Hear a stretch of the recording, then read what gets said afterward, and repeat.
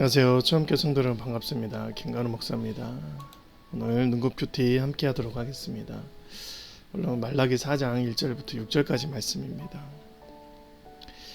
오늘 말씀 보기 전에 먼저 3장 88절, 3장 마지막 절과 연결이 돼요. 그때 너희가 돌아와서 의인과 악인을 분별하고 하나님을 섬기는 자와 섬기지 않는 자를 분별하리라.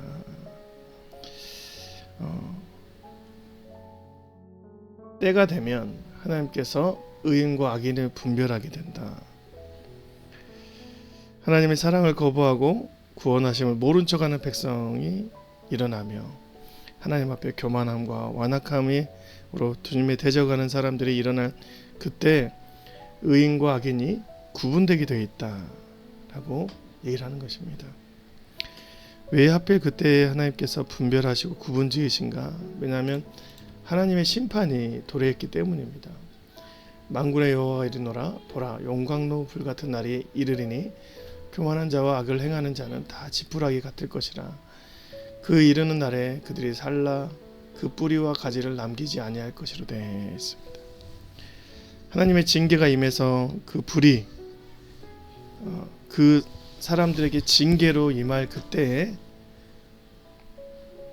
의인과 악인이 구분된다는 것이죠. 마치 하나님께서 소돔과 고모라에 의인 10명이 없어서 죽게 된다고 했을 때 하늘에서 불이 비같이 내려지는 그때 롯의 가족을 구원하실 그때를 생각합니다. 하나님께서는 롯의 가족을 특별하게 지정하셔서 이 땅을 도망가면서 뒤를 돌아보지 말라고 말씀하셨습니다. 그래서 하나님께서 의인들은 구원하시고 반드시 구원하시고 악인들은 그 가운데 소멸시키시는 불이 임했다. 말씀도 지푸라기 같을 것이다. 뿌리와 가지조차도 남기지 않을 것이다 라고 얘기를 하는 것이죠. 곧바로 주의 은혜가 임합니다. 내 이름을 경외하는 너에게는 공의로운 해가 떠올라서 치료하는 광선을 비추리니 너희가 가서 외양간에서 나온 송아지같이 되리라. 악인들은 죽음의 날이지만 주의 경외하는 사람들은 주의 광명의 빛이 비치고 회복의 역사가 일어난다. 오늘 말씀은 하나님의 사람과 그렇지 않은 사람의 경계를 완벽하게 구분하신다라는 주의 말씀입니다.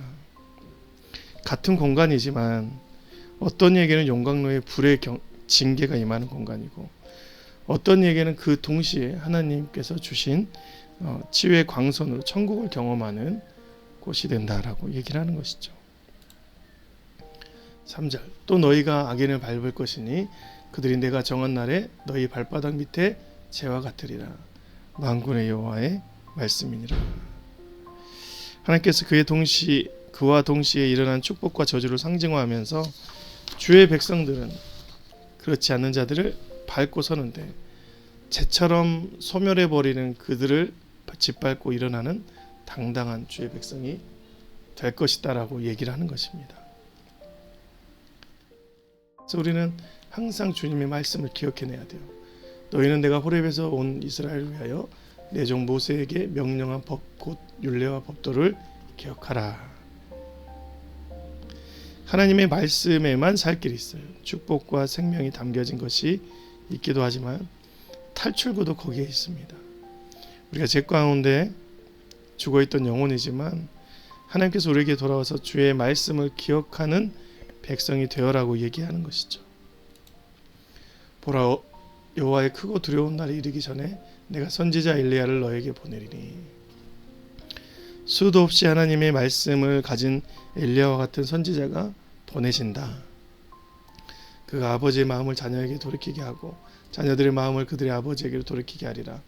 돌이키지 아니하면 들을 건데 내가 와서 저주로 그 땅을 칠까 하노라. 주의 말씀을 듣고 반응하는 자가 나중에 우리가 서 있는 땅에 축복의 땅으로 살아가는 것입니다. 하나님께서 이 날이 두렵다고 얘기하는 것입니다. 저주로 인해서 그 땅을 치며 후회하는 백성이 되지 말라는 것이죠. 성도 여러분, 우리가 하나님의 말씀으로 이 땅을 살아가야 합니다.